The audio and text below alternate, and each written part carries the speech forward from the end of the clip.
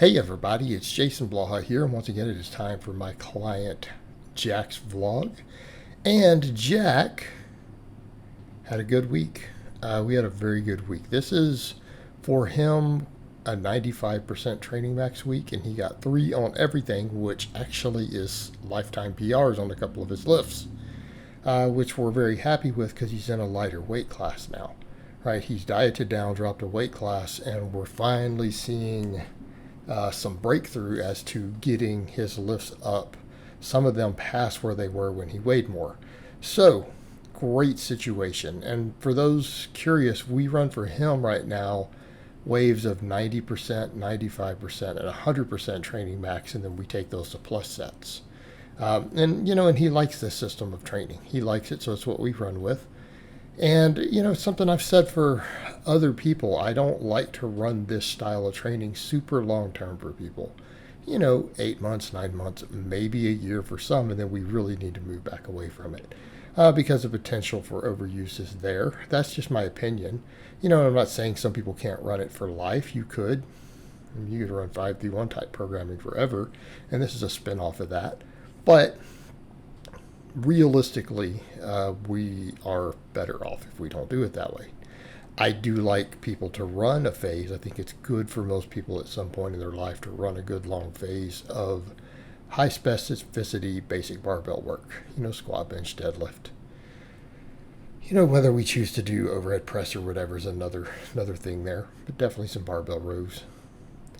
But his press day went good. I don't know that was a lifetime PR. I know his bench and his deadlift were.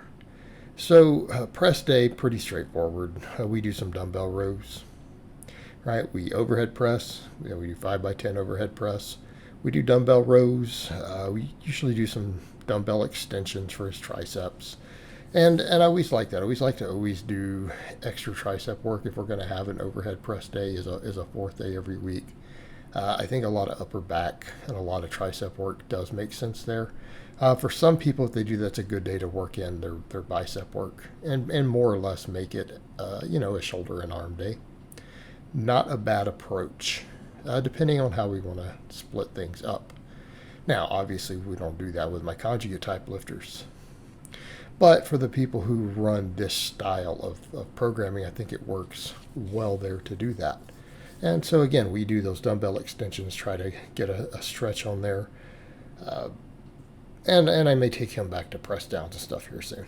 Squatting, again, we did pretty good. It's supposed to be a 2+ week because he's at 95%. He got 3 reps, right? We got 3 reps. And I want to say it was something like 375. Now, I don't know that puts us into true PR territory towards a max because he's hit a pretty good squat at a higher body weight, right? It's going to take us a little more lower body development, posterior chain development, just putting more meat on down at the slightly lower body weight to get back to where he was. But surprisingly, his benching and deadlifting are coming along there. Now, the deadlift is no surprise. I'm good at programming deadlifts, getting people strong at the deadlift. Not really that body weight dependent. Like, people will say that, well, this is a good deadlift for this body. Well, not really. It might be a good deadlift for your bone structure, but body weight, deadlift is the least dependent. Really isn't. Not like the squat and the bench. All right, squat day. We're doing some hack squats right now afterwards. And I like a lot of these guys to do machines, goblet squats, things like that on this system because we're doing, a lot of heavy squatting, particularly where he is right now. And that's come up in the comments. I've had someone say, well, do you think people should be running 5 at 70%, for 5x5 instead of 5x10 at 50%? I'm like, no, it'll beat you up.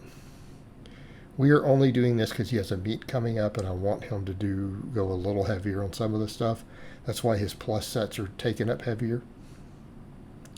And that's why we're doing for the competition lifts only those 3 lifts, we're doing back off work with 5x5.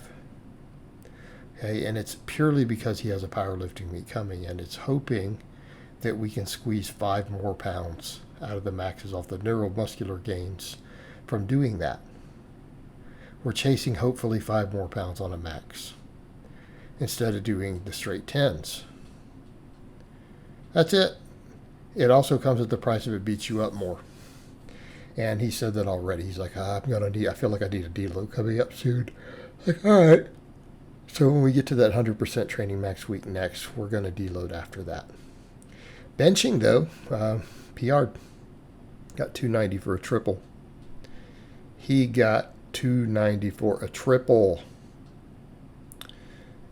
Can't hate on that. Right? Can't hate on that. You know, particularly for a drug-free guy, you know, who doesn't have large years and years and years and years of training experience. He's also a taller guy, longer arms. I think that's pretty solid. Pretty solid. I mean, I think his best meet bench is 330. You know, 290 for a triple. We're not bad at a lighter body weight. I'll take it. And as he said, that's a PR. He's never hit 290 for a triple before. Ever. All right, so bench day, we do the peak set, then we do a 5x5, which you guys just saw. And we do some pull-ups or chin-ups. He was working with neutral grip this week. He had mentioned to me, yeah, they feel a little better to him. Like, well, if they feel better, let's do them. Why not? You know, particularly with movements like chin-ups, pull-ups, we can get overuse if we're not careful. If you have a version that feels a little better, or is feeling better, or something else is feeling a little bit, you know, cranky, not a bad idea to change that grip. In fact, I would say it's a good idea. All right, so we do, after that, we do pull-ups and we do dips. All right, we do dips. And as I pointed out before, for him, he gets a lot out of dips because look at that range of motion. He's someone who gets super deep on dips and it doesn't irritate his shoulders. And as long as that's the case, the dips become a very, very good exercise with great carryover to his bench because they'll build your pecs, build your triceps. All right, deadlifts went great this week. We already got a deadlift PR. I think the last time we got 470 or something for 3. All right, we've hit some lifetime rep PRs. This week, 475 for a triple. All right, we're in real good PR territory now. Why? Because the most he's ever pulled in his life is 515. That was in meet. Psyched up. People cheering. See where we're going with that. 475 for a triple with a rep in reserve. We're in a real good place. I'm happy with that. Hey, so what do we do after the peak set of deadlifts? We do a 5x5 deadlift. And we do some glute ham raises. I think he said this week he got like 4 sets and he just couldn't go anymore. His hamstrings were just destroyed. You know, but here's the thing. We're up to the point where he can at least do these without holding on and assisting his body at all. All right, we're in a good place. Hamstrings are getting stronger. And he noticed it. He's like, my deadlifts feel so much more stable. I can really feel that extra meat on the hamstrings. He's like, I feel it on my squats. It's like I feel like I have more cushioning now. You know, he feels stronger through his weak link on the deadlift because he was having a lot of compensatory strength for weak hamstrings. We fixed that. All right, his hamstrings have gotten stronger and they need to get stronger still. If he continues to get them stronger, these things are going to continue to improve. You know, we're going to get another 20 pounds on his deadlift. I think so. And the glute ham raises have helped him a ton. And then, of course, we finish up with some hanging leg raises. One of my favorite core exercises. So I hope it has been informative, and I will talk to you guys next time.